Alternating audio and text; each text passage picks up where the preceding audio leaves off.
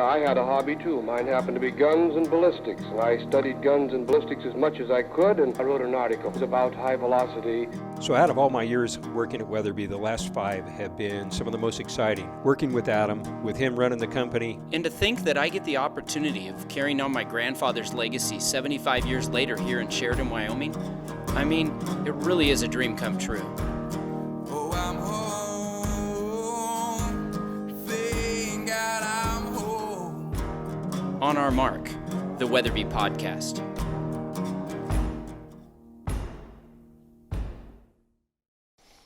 Welcome to On Our Mark, the Weatherby Podcast. Today we've got a really cool guest. We have a mutual connection through Blacktooth Brewery, which I'm a fan of, Tim Barnes. You work for Blacktooth Brewery down in Casper, general manager, sales director, and other duties as assigned. Pretty much anything Tim says, I say yes, sir, and we get it done. So this is Sam Seeton, and he, in addition to Blacktooth, you're running Infinite Outdoors. So from what I understand, and you can correct me if I'm wrong, but you're basically running kind of like Airbnb for hunting properties. Yeah, at a 30,000 foot view, yeah, that's what it is, because it's essentially just a platform for private landowners to be able to list access for hunting or fishing. So it kind of cuts out that middleman of a club or a leaseholder, puts the control back into the landowner's hands without adding any extra work on their plate. So is it for like trespassing access or like hunting on the property or both? Yeah, so it's a like trespass access for a specific purpose, whether that be hunting or fishing. So they range from 1 to 7 days, depending on the game or what you're doing and how big the acreage is. So obviously, most people that are probably listening to this podcast are familiar with onX maps. So I spend a lot of time on onX, like when I'm planning a hunt. I'm like, oh man, if I could only get through Mr. Jones' property over here, I could get to this big chunk of state land. And I know there's massive mule deer on that state land, right? So how do people use your tool? Like, is it, yeah, you do the same thing? You're like, oh, I see that Mr. Jones is in the way of this state land. You provide a way to contact Mr. Jones, or what? How's it work? So yeah, our mobile app actually recreated 90% of the function of onX. So you can go on there, navigate as you would, looking at public, private, doing all your offline mapping features. But there's also a filter option, so you can filter by whatever game or that you're interested in, whether it be big game, if you want to go fly fishing or waterfowl. And those pins will also pop up, so you can navigate it to help find good public spots, find the names of landowners. But then you also have the option to say, oh, this looks like some fantastic land. Click that button and you can book that property within a few seconds and get exclusive access to that property and during property boundaries time period, during any date that landowner is made available on his calendar. No kidding. So then you work with the landowner for whatever contract or whatever is necessary to make sure that they know that somebody's going to be coming out. Like, there's a balance, especially in Wyoming. Like, I completely respect landowner rights, but I also completely respect public landowner rights. So sometimes those two things are in tension. Right.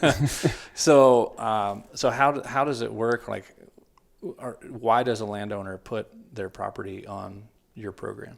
Yeah, so there's kind of a few major reasons that they do it. The biggest being control. They're not someone that wants to lease it out to an outfitter and just have it blown out and have no control over it. A lot of them are people that hunt themselves, and so they want to just, if they have family coming in for Thanksgiving and they want them to be able to go out and go chase some deer, they can block off that calendar. They can still do it. It's still their property. They still have control. They also have the potential to make a lot more money because they're getting paid every time somebody comes on. And also we have several biologists on staff that'll work with the landowners to help improve the habitat of their property. And they have full control of their calendar. The only thing we mandate is a cap, whether that's a harvest max or days per week of hunting if it's on something migratory, so that everything's always a step forward with the conservation and. Hold on. I'm slow. So I'm just thinking about big game stuff. Yeah. Something migratory. So you're talking about like ducks and geese? Ducks and geese are something that'd be, where we'd mandate that the landowner has at least 4 rest days, or something like that, so that it doesn't get blown out. And there's, and some, if it's a good roosting spot, we might tell them, this one you can hunt X number of days, but you need to stop it at noon so they can come back into the roost and have a good, safe spot. Oh, well, that could be like pretty big time, because especially here in Wyoming, waterfowl access is challenging. Mm-hmm. And there's a lot of landowners that probably, protect their property for big game, but don't care at all about. Right. And that's usually after big game season. So, man, if you could get on there and look at, oh man, I could get on the South Platte somewhere and hunt ducks over there. That's awesome. I'm glad you think so. We also, with that model, try to also cater it to people like myself and your average person that has to work all day long too. Like, there's a lot of waterfowl clubs and different things across the country, and that makes sense for a lot of people. But if you have a family and you have a job you have to go to every day, you only have 1 or 2 days a week that you can justify getting away for a few hours. So this allows you to go out on a single day and really make the most out of that. You're not paying a crazy year-long fee, and you know it's going to be good because it's managed as good as possible. Man, what a great idea. So can I ask a little bit about, like, what's your background? It's no offense, but it seems a little strange for somebody that is working at a brewery, managing a brewery, selling beer, to then like create an app, a tech background. Right. So how'd that happen? I think there's a good story in there somewhere. Yeah. So pretty much my whole career and upbringing kind of doesn't really make sense. So it's gonna be hard to follow, but I grew up splitting time between our family ranch and family farm. So I was, grew up doing manual labor, going out hunting. I mean, when I was 2 years old, I'd take my, the vacuum tube hose, and I'd be making elk calls and getting elk to bugle back at us when they're in the field when I'm like 2. So I had this very, very weird balance between outdoors and rural. But then my dad was also like a family doctor, so then education and all of that stuff also took a really big play. So ever since growing up, I walked a weird line between being a redneck and a nerd, and I like that. And eventually, I was lucky enough to get a football scholarship to Colorado School of Mines, which is a it's only an engineering school, in Golden. So again, got a degree there that is largely irrelevant. I'm a petroleum engineer by education. Also got a couple minors because I stayed a few extra years there. We'll blame it on football, but it might just be because that redneck came out a little too strong at times.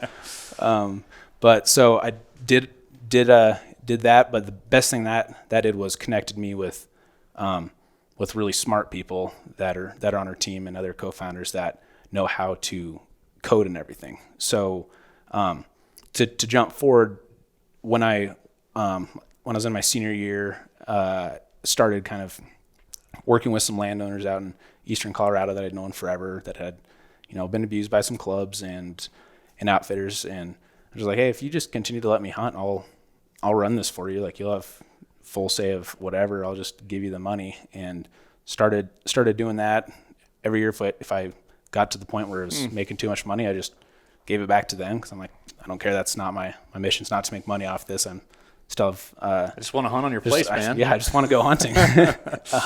So that kept growing from a couple hundred acres to a couple thousand acres to tens of thousands of acres. And then that time, fast forward, I graduated. I was working for Anheuser-Busch, and again, that doesn't make any sense how I got into beer there. Yeah, if you went to the School of Mines, shouldn't they like make you sign a contract that says you have to probably work at Coors in Golden, not Anheuser-Busch? I know you would think so, but I guess I drank too much free beer at the short tour at the Coors Brewery, and they're like, we don't want that guy. We don't want that guy.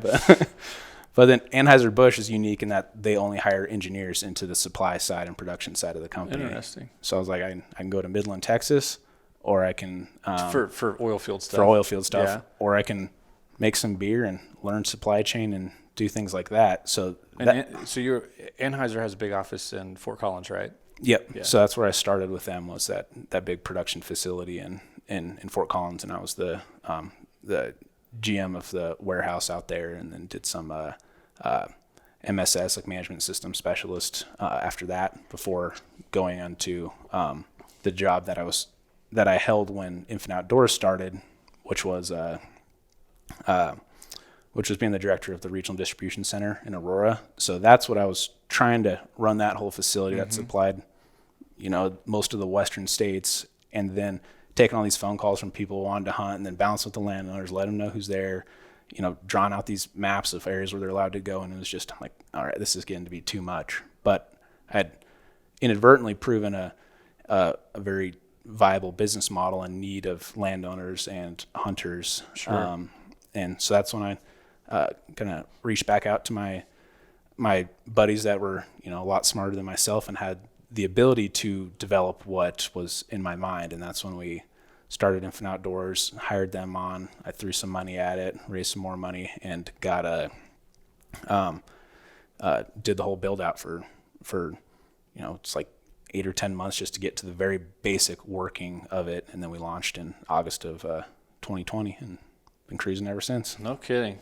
So what's next? Like what's your main focus right now for it? Yeah. Well, recently the main focus has been, kind of following in Weatherby's footsteps. I moved it from a Colorado business to a Wyoming business. Okay. So we actually entered a startup challenge with the University of Wyoming. We won that, got some grants for that. We're a full-blown Wyoming business now. So now we're just focusing, and that kept growing, getting more national attention. Outdoor Life magazine picked us up and did a story on it. So now we're just trying to go into that full-blown growth mode, because we're very, very well saturated in Colorado. We're starting to get lots of properties in Wyoming. We've had tons and tons of landowners reach out from across the country. It's just a matter of now flexing up, getting more resources, bringing those all online, and doing it right, because we don't want – it's all about the mission. If we're not delivering for the user or for the landowner, I'm just throwing people on and just trying to make money. Like, I don't even pay myself still, so that doesn't fit our mission. So we're I'm sure there's the balance, like I was saying before. There's got to have that mutual respect, because the interests are opposing. So, but if you have people that are respectful and landowners that are respectful, I think there can be a really good synergy there, and hopefully that's what you're finding and providing a tool for access to. So, how can people learn more?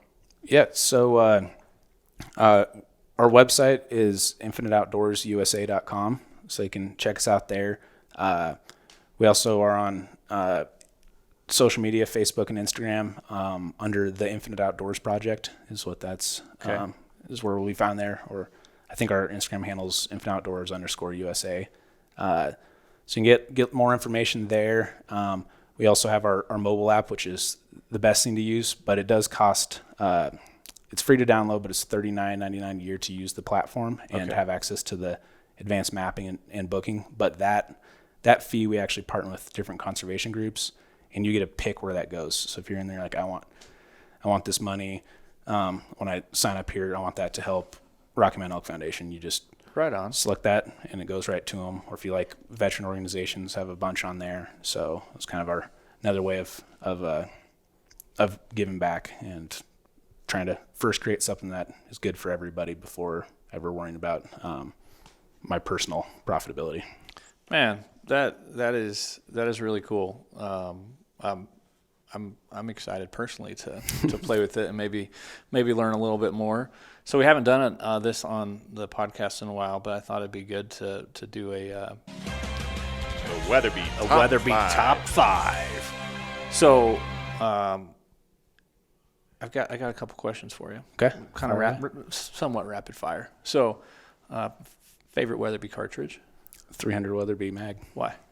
Because it's never fails. I don't know. Every time I've pulled the trigger, something falls down. So What gun? Which firearm are you shooting? That's a Vanguard. The Vanguard. Meat Eater edition. Meat-Eater, is my 300 Weatherby. Awesome. Favorite Blacktooth beer? Saddle Bronc Brown. Saddle Bronc Brown. I didn't see that coming from you. Okay. What'd you think it was going to be? I don't know. We'll do a plug, I guess, for Blacktooth. I didn't intend to do that, but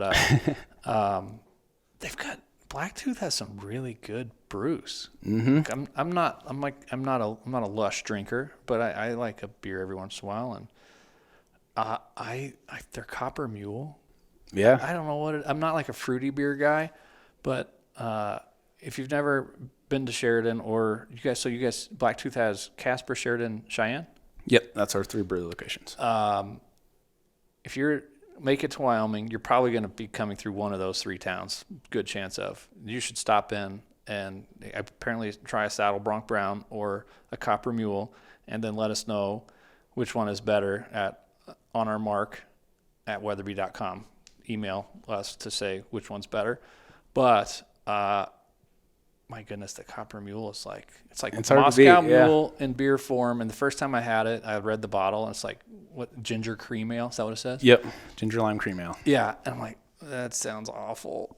It's way better than it ever should be. It just blends perfectly. Whenever we have visitors come to town now, I'd like, hey, try this. And they're like, I don't know. I'm like, just trust me. Yeah, it always confuses people. That's the best way to present it, is like, just try this. Because if you try to describe it, then they just gets even more confused. I'm like, I don't know what I just had. It's pretty funny. Favorite game to hunt? Oh, elk. Can't beat elk. Can't beat elk. That's true. Least favorite Blacktooth beer? Ooh, I don't know if I can answer this. I don't know if I'm allowed to. I mean, I honestly don't know if I have one. I think one thing that I've always liked about Blacktooth and why I wanted to come on so bad is they don't put anything that's bad out. If it doesn't show up and it's not within style, they agree with that. just dump it. The tour bus is pretty good too. Actually, we have a visitor in town. Took him to Blacktooth here in Sheridan last night, and was going to get a tour bus, but they're out they ran out. I was like, no. Yeah, it went quick. He's a big fan of sours. I was like, oh, you got to try this one. It's pretty good. All right, last question.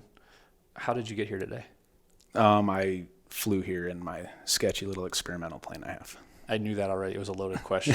But, Sam, you're an onion, man. Experimental airplane pilot, petroleum engineer, app developer, and general manager at Blacktooth Brewery. Like that's a very eclectic wide range of background activities. Really cool. I think I just have ADHD, and I'm just like, I'll try this, and then I end up liking it all. So awesome. Well, if anything that Sam said about Infinite Outdoors resonates with you, make sure you check out what they're doing. I'm sure Weatherby will make a post about it at some point in the future as well.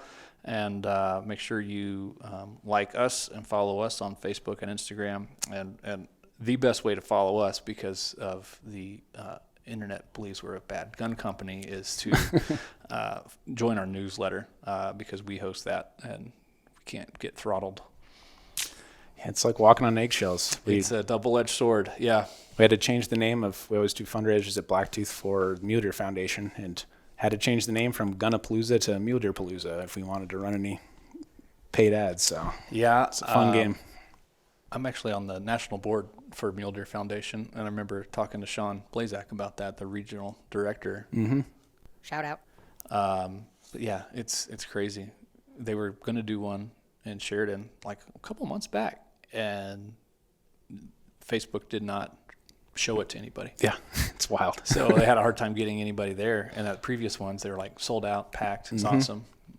It is nuts. Yeah, it's a sad world we live in at times. Crazy world we live in. Anyway, Sam, thanks for being here today. Thanks for having me. I look forward to watching your journey. Awesome. Thank you, sir. Appreciate it.